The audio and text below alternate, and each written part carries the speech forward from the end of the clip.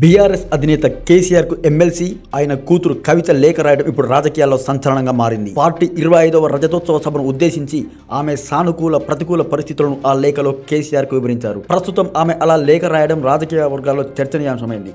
అసలు ఈ స్టోరీ ఏంటో ఈ వీడియోలో చూద్దాం. కవిత తన తండ్రి బీఆర్ఎస్ అధినేత కేసీఆర్ కు రాసిన లేఖలో ప్రధానంగా బీజేపీ గురించి ప్రస్తావించారు. బీజేపీ గురించి సభలో కేవలం 2 నిమిషాలు మాట్లాడడం వల్ల బీఆర్ఎస్ బీజేపీకి మద్దతునిస్తుందన్న చర్చ ప్రజల్లో నడుస్తుందని ఆమె తెలిపింది. కాంగ్రెస్ కు ప్రత్యామ్నాయం బీజేపీ అని స్వయంగా బీఆర్ఎస్ కార్యకర్తలు చర్చించుకుంటున్నారని ఆమె వాపోయింది. అదే విధంగా ఉర్దూలో మాట్లాడకపోవడం, వక్ఫ్ బిల్లు గురించి ప్రస్తావించకపోవడం, బీసీలకు 42% రిజర్వేషన్ల అంశాన్ని విస్మరించడం, ఎస్సీ వర్గీకరణ విషయంపై మాట్లాడకపోవడం ప్రతికూల అంశాలుగా కవిత పేర్కొంది. పాత వారిని ఇన్ఛార్జీలుగా పెట్టడం వల్ల వారు పాత పద్ధతిలోనే ఉద్యమకారులకు అవకాశం ఇవ్వలేదన్నారు. స్థానిక ఎన్నికల బీఫామ్లను ఇన్ఛార్జ్ నుంచి కాకుండా రాష్ట్ర కమిటీ నుంచి ఇస్తే బాగుంటుందన్నారు. 2001 నుంచి కేసీఆర్ తో కలిసి పనిచేసిన వారికి సభపై మాట్లాడే అవకాశం కల్పిస్తే బాగుండేదన్నారు. ధూమ్ధామ్ ఆకట్టుకోలేదని కవిత లేఖలో పేర్కొన్నారు. కేసీఆర్ కొందరినే కలుస్తున్నారని, అందరినీ కలవడం లేదని నెగటివ్ టాక్ ఉందని, సాధ్యమైనంత వరకు అందరినీ కలిస్తే బాగుంటుందని కేసీఆర్ కు రాసిన లేఖలో కవిత పేర్కొన్నారు.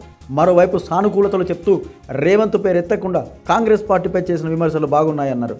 ఎందుకంటే కేసీఆర్ ను ప్రతిరోజు రేవంత్ రెడ్డి తిట్టినా ఎక్కడ కోపం కనపడనీయకుండా హుందాగా వ్యవహరించిన తీరు బాగుందన్నారు. అదే విధంగా పథకాలకు సంబంధించి కాంగ్రెస్ విఫలమైందంటూ కాంగ్రెస్ ఫెయిల్ అని చెప్పిన తీరు బాగుందని, సభలో ప్రజల నుంచి కూడా మంచి స్పందన వచ్చిందన్నారు. సభలో కేసీఆర్ ఉన్నంతసేపు ప్రజలు శ్రద్ధగా విన్నారని, స్పీచ్ ముగిసే వరకు జనాలున్నారని కవిత అన్నారు. అదే విధంగా ఇప్పుడు ప్రస్తుతం చూస్తే మాత్రం కవిత ఇవే విషయాలను చెప్పాలనుకుంటే నేరుగా కేసీఆర్ని కలిసి చెప్పవచ్చు. కానీ ఆమె లేఖలో స్వయం దస్తూరితో రాసి తన తండ్రికి బీఆర్ఎస్ అధినేత అయినటువంటి కేసీఆర్ కు ఈ పాయింట్ల గురించి వివరించారు. ఈ లేఖపై అధికార పక్షం, ఇతర పక్షాలు ఒక్కో తీరుగా మాట్లాడుతున్న బీఆర్ఎస్ కార్యకర్తల్లో మాత్రం కాస్త ఆందోళన నెలకొంది. ఎందుకు కవిత లేఖ రాశారు, నేరుగా చెప్పవచ్చు కదా అని అనుకుంటున్నారు. దీనిపై కవిత నోరు విప్పి మాట్లాడితే తప్ప అసలు ఈ లేఖ యొక్క ఉద్దేశం ఏంటో తెలియదు.